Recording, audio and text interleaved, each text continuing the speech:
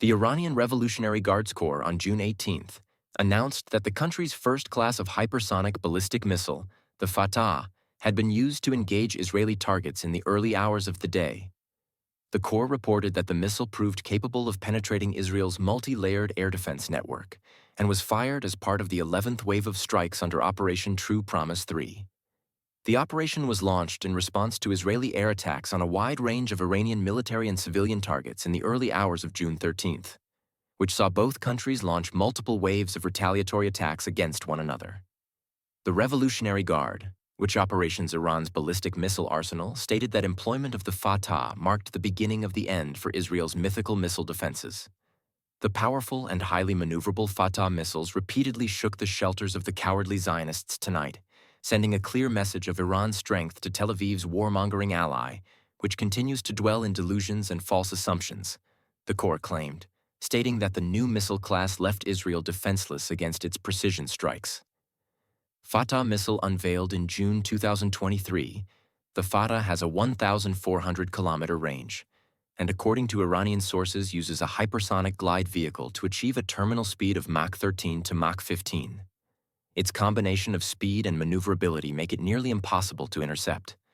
Hypersonic glide vehicles were first operationalized by the Russian armed forces near the end of the 2010s, with China and North Korea having subsequently brought their own glide vehicle-equipped missiles into service, followed by Iran. After North Korea first flight tested a ballistic missile with a hypersonic glide vehicle in September 2021. The Hwasong-8 with an estimated 1,800-kilometer range, it was speculated that Pyongyang could quickly transfer key technologies to Iran's defense sector. The Iranian ballistic missile arsenal has its origins in procurements from the East Asian state in the 1980s and has benefited from supplies of components, technologies, and expertise over several decades since then. With Israeli air defenses have struggled to intercept attacks launched using much simpler ballistic missile classes, including relatively basic missile designs built in Yemen, their viability against more advanced missile classes has long been in serious question. Hypersonic glide vehicles represent one of the most challenged targets an air defense network can face. A primary shortcoming of the Iranian hypersonic missile arsenal is that it lacks nuclear or chemical warheads, which limits the damage that can be caused by a single strike.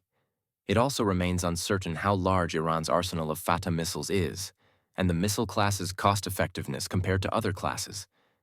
One possible use of the missiles would be to strike key Israeli air defense sites in order to serve as a force multiplier for the remainder of the ballistic missile arsenal, allowing cheaper missile classes to then penetrate Israeli air defenses with greater success rates. The success rates of Iranian ballistic missile strikes has already far exceeded the expectations of most Western assessments, and is expected to continue to rise as the Israeli surface-to-air missile arsenal is increasingly depleted. The Israeli Arrow, Barak 8, and David sling systems capable of intercepting medium-range missile attacks are estimated to have only a very small number of interceptors available compared to the size of the Iranian arsenals. With support from U.S. Army THAAD anti-missile systems based in Israel and from nearby U.S. Navy Aegis destroyers, only partly alleviating pressure on the Israeli network. Although the Fattah hypersonic missile appears to be one of the most outstanding military assets in the Iranian armed forces, much remains uncertain regarding its impact on the war effort, with this depending on a number of factors including the system's precision, the kinds of targets it is used against, and the number of missiles in Iran's arsenal, among others. Should the system be able to deliver the capabilities Iranian government sources have claimed, and should a significant arsenal have been built up since 2023, it has the potential to have a transformative impact not only on the current conflict, but also on broader global perceptions of the utility of anti-missile defenses. That's all for today's update. Please subscribe and like this video.